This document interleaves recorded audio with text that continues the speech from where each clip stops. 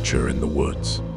In a quiet, forgotten town, nestled near a thick, shadowy forest, there was a man named Carl who had grown up hearing stories about the woods. They said no one who ventured too far into it ever came back. But Carl didn't believe in ghost stories.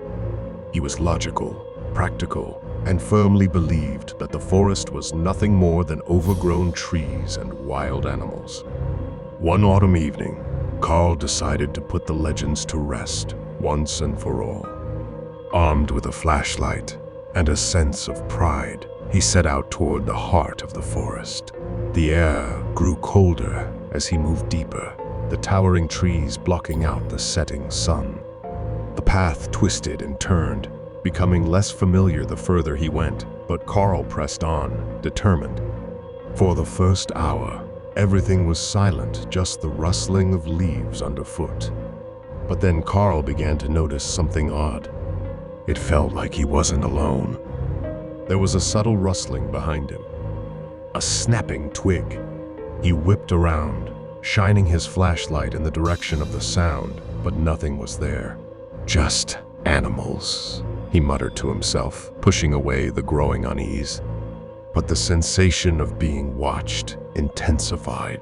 As the minutes passed, the sounds behind him became more frequent footsteps, faint but deliberate, always staying just out of sight. Carl's breath quickened. He stopped walking and stood perfectly still, straining to hear. The footsteps stopped too. He took a step forward. Another step echoed behind him. The flashlight flickered, and Carl's heart pounded in his chest. He began to walk faster, then faster still, but no matter how quick his pace, the footsteps followed, matching his every movement. He broke into a run, the beam from his flashlight bobbing wildly as the trees around him became a blur.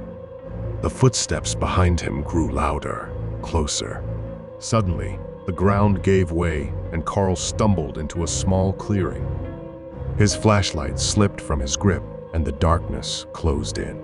He scrambled to his feet, frantically searching for the light, when he noticed something, a shadow standing at the edge of the clearing. It wasn't moving, just standing there, watching him. Carl's breath hitched. His mind raced. Could it be another person?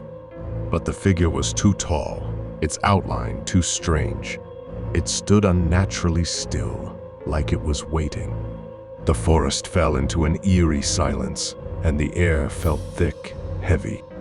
The shadow took a step forward, then another. Carl froze, too terrified to run. The figure moved closer, its form becoming clearer. It wasn't human. Its face was pale, expressionless, and its eyes, those empty eyes, bored into Carl's soul. In a voice that wasn't quite human, the figure whispered, "You shouldn't have come." Carl stumbled backward, tripping over his fallen flashlight. He scrambled to his feet and ran, faster than he ever had before, not daring to look back. The footsteps followed, louder and closer with every second. Finally, Carl burst through the edge of the forest, collapsing onto the grass. He looked back, expecting to see the figure chasing him, but the clearing was empty. Carl never went near the woods again, and though he never spoke of what happened that night, the town's warnings about the forest spread further. Because now, people began to vanish from the town, one by one, and each time, their last known location was always near the woods. The watcher never stopped looking.